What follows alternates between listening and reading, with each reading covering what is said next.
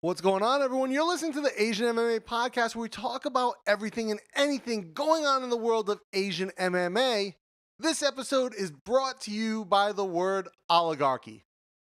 I'm Dana Bluen, and today we're talking about the odd occurrence of so many fighters from big gyms outside of Asia that are repping Evolve MMA when they fight in one championship. Before I get into it, though, don't forget to subscribe to the Asian MMA podcast so you don't miss any Asian MMA goodness. And for those of you who don't know, Evolve MMA is a Singapore-based gym founded and owned by Chatri Sityodtong. Just in case you don't know, that happens to be the same Chatri Sityodtong that is the founder, chairman, and CEO of One Championship. Now, let's put the blaring conflict of interest aside just for the moment to start this conversation off. Given the size of Evolve and its location in Singapore, its proximity to the One Championship headquarters, it would make sense that we would see a lot of fighters from their stable in the promotion. Then we take into account that the promotion and the gym actually have the same owner. Again, we're putting aside that conflict of interest just for the moment. And of course, then we're going to realize it becomes even more commonplace to see Evolve fighters on the roster.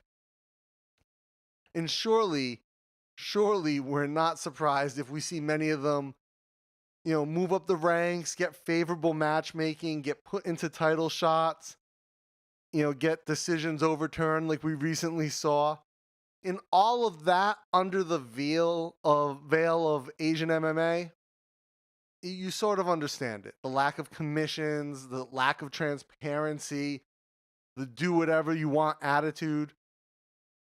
You can start to understand. But what really gets me, what really makes me scratch my head is why so many fighters who come over from the US or from the West to the promotion and are from big gyms outside of Asia come into One Championship and they rep Evolve MMA alongside their own gym.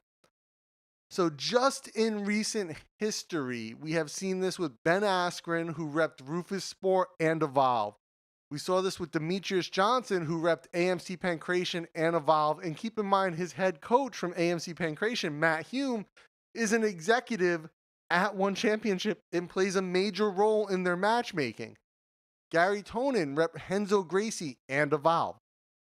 And most recently, Sage Northcut repped Alpha Male and Evolve and even walked out in an Evolve MMA t-shirt to his 29-second loss at his premiere, at his debut. Now, of course, we have to mention the two fighters that the promotion pushes more than anyone else, Angela Lee and her brother Christian Lee, both of whom fight out of United MMA and Evolve MMA. All of this raises some questions for me. Right? I have to wonder, what's the motivating factor for these fighters to come over and rep a gym other than their own, other than the one that they train at, that they spend their time at, that they run their camps out of? Why would you rep another gym alongside theirs? Is this more of a sponsorship type of thing where they're throwing a little bit of extra cash at these fighters just to get the name of the gym out there? This is very much like what we saw with Gary Goodrich being paid to rep Kuk Sool Won at UFC 8. Some of you guys might remember that he came out with that weird sleeveless gi thing with the name of the gym on the back, having, only trained there for like a week. It's really just all a schmooze. A lot of it comes back to that full-blown lack of transparency that One Championship is so well known for. They're famous for it.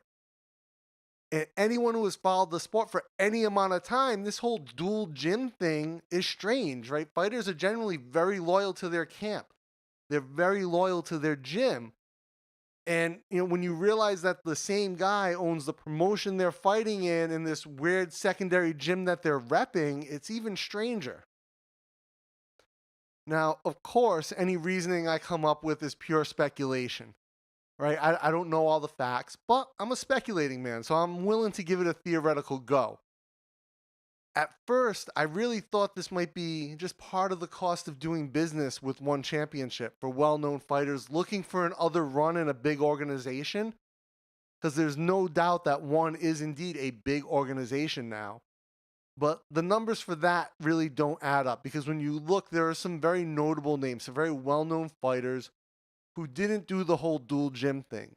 Yushin Okami for one, Eddie Alvarez for another, right? So those are two very big names, recent signings to one that didn't do the whole dual gym thing. So unlikely that that's part of the cost of doing business, which really leads me to think that it's much closer to the whole sponsorship idea.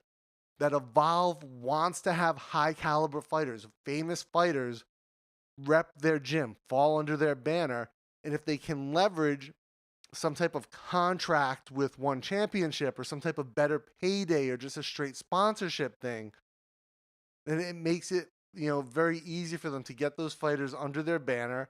And it's a lot easier than developing world-class fighters on your own if you can just attract them to the gym in some way. Now, I wanted to sort of confirm these suspicions. I reached out to some people who are former members of the Evolve fight team.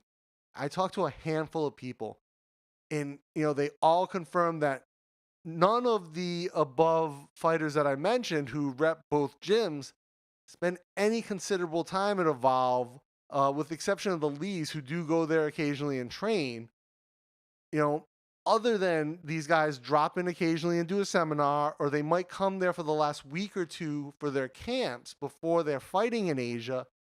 However, most of the time they bring their team with them to finish out their camp on their own, and they very rarely, if ever, join the fighter practices. So, it's very clear that they're not training there. But, knowing this adds a lot of weight to the idea that these fighters are coming from the US. They're really more of a sponsored fighter. They're just getting paid to be a brand ambassador essentially for Evolve, a gym that they're not really training at. And I think that's why you see Evolve when they advertise, they say, we have, 170 world champions at our facility. Maybe you're paying a lot of them to be there. I don't know. Now, at the end of the day, again, all speculation, some educated guesses, thrown in there with a little bit of inside knowledge, some input from other people. But when operations are so opaque the way they are with one, it's hard to do more than speculate about anything. One of the things, though, and this came up with every single former member of the Evolve fight team that I talked to, one of the things that is really interesting, and this is probably one of the biggest flags for conflict of interest between Evolve and One, with Chatri being the owner of both, is that they all told me Chatri trains with the team almost every single day. He's in there training with them, and they all told me that occasionally he actually shows up and he'll run the training, he'll run the practice, and he'll be the guy giving them instruction.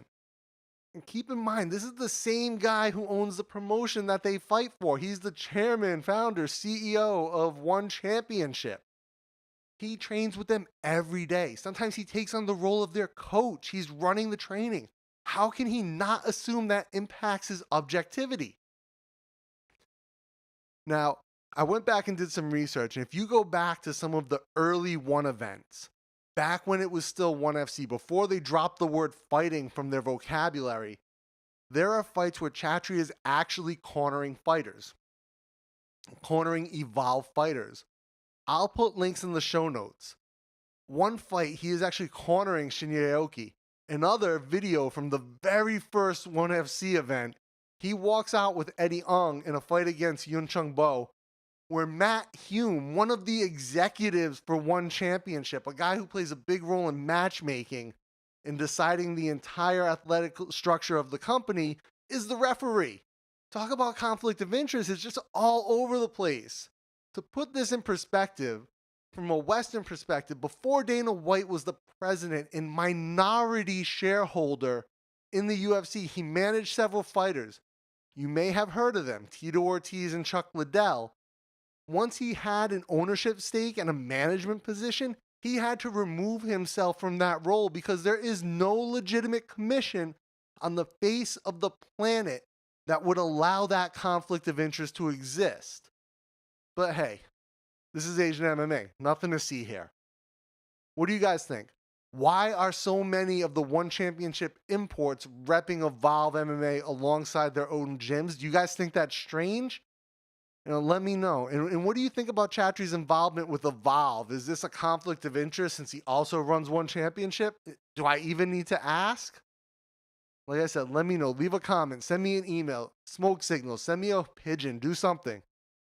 And to stay up to date with all things Asian MMA, be sure to subscribe to the podcast on iTunes, Google Play, Spotify, Stitcher, YouTube, Facebook. All the links are in the show notes, as well as the links to those early videos of Chatri cornering fighters in One Championship. Check it out.